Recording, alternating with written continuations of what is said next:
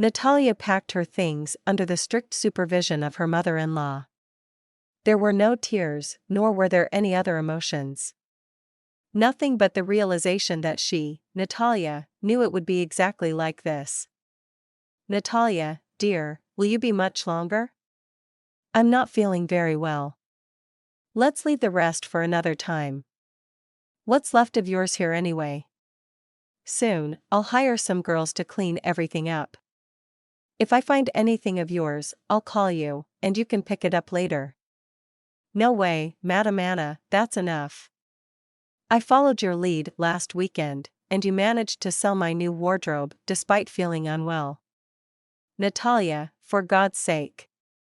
How could your wardrobe end up in my apartment? And nothing besides your clothes belongs to you here."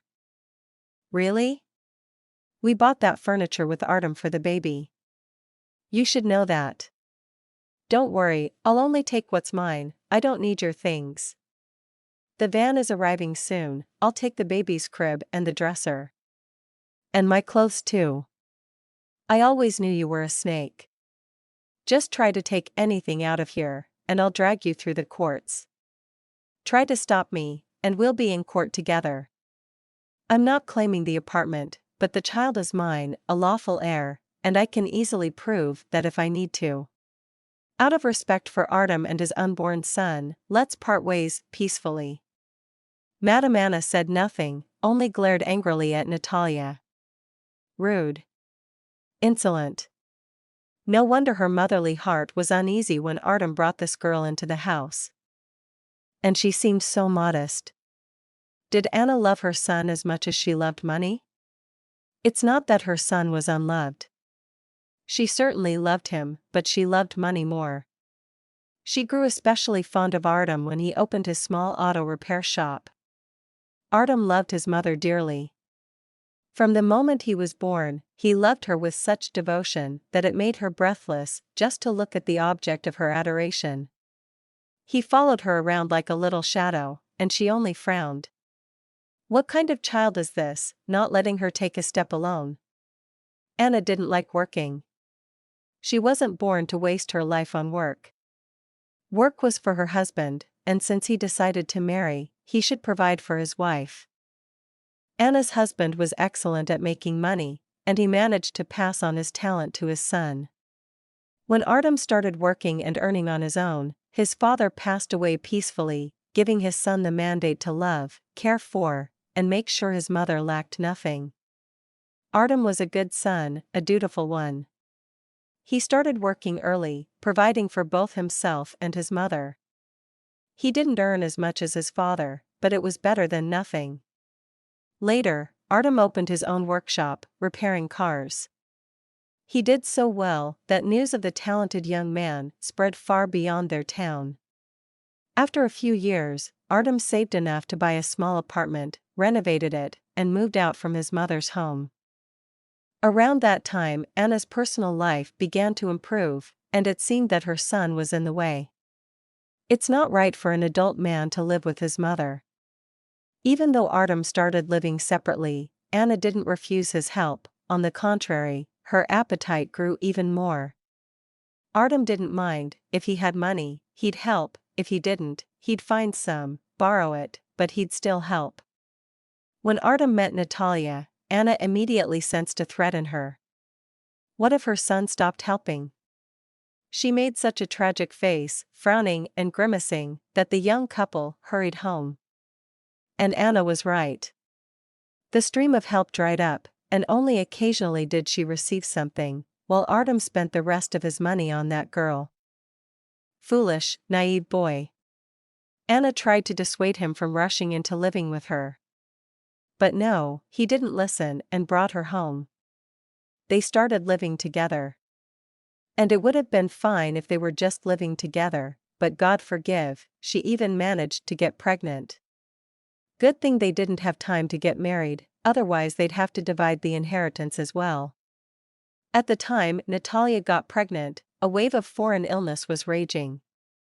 After discussing it, Artem and Natalia decided to get married later, when all the restrictions were lifted. After all, what kind of wedding would it be with the bride and groom wearing masks? A circus, not a wedding. The pregnancy was going well. Natalia was supposed to go on maternity leave in a month. The couple was preparing for the baby's arrival, buying a dowry. They decided that if they didn't manage to get married before the baby was born, Artem would simply adopt the child, and they would have the wedding later. No one understood how it happened that a young, seemingly healthy man succumbed to the illness in just a week. Natalia fell ill first. In her condition, the only option was to be hospitalized. She was taken by ambulance, while Artem stayed home. It all started with slight malaise and a low-grade fever. He should have sought treatment, but there was a lot of work, his mother needed money, and he had to support his family. In such uncertain times, every penny counted, so Artem didn't pay attention to his poor health or self-isolation. Work turned out to be more important than health. At the funeral, Anna was devastated, crying, wailing, tearing her hair out. Everyone was to blame for her son's death, but most of all, Natalia. She infected him, there was no one else who could have. Because of her, he went to work, she only needed money from him. Never mind that Natalia had no idea that Artem was at work. But Anna, a loving mother, knew very well that her son was sick. Yet, she still sent him to work, saying, "You'll walk it off, everything will be fine."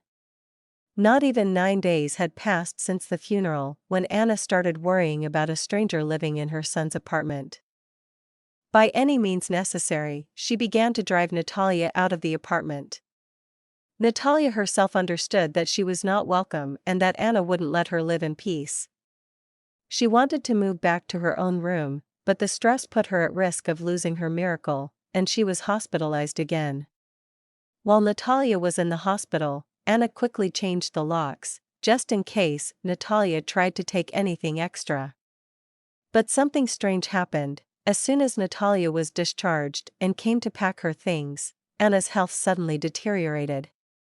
Natalia only managed to pack some of her belongings into a bag, and even then, not all of them. When Natalia came back for the rest of her things, she found out that the new wardrobe, bought for the baby, had been sold by Anna, who refused to give back the remaining baby furniture. Natalia took what she could, her belongings and the furniture. No matter how much Anna schemed and pretended to be unwell, Natalia still did things her own way and took what she deemed necessary. Nothing extra, just what she and Artem had bought together for the baby. Anna didn't come to see her grandson. Why would she? He was a completely foreign child, and the fact that he was related to her son still needed to be proven. Natalia didn't try to prove anything. She gave birth and registered the baby in her name. She wasn't going to humiliate herself and bow down to a woman who only loved herself. She would raise him on her own. Anna quickly sold her son's apartment and business in due time. Well, how else? She was a mother who had been left without financial support from her son. How could she continue to live? She needed money, she wasn't about to start working, after all. Luckily, her retired parents helped a little. And there was a man, though they didn't live together, he was married, but as the saying goes, a poor excuse is better than none. People who knew her were astonished at how Anna could live with herself. She had driven her husband to the grave, her son too, rejected her grandson, and yet she lived peacefully. The earth didn't swallow her up, she was fine. They advised Natalia to go to court to establish paternity and claim a pension, but she didn't want to. Why? She could manage on her own. If the grandmother rejected her grandson, why impose on her?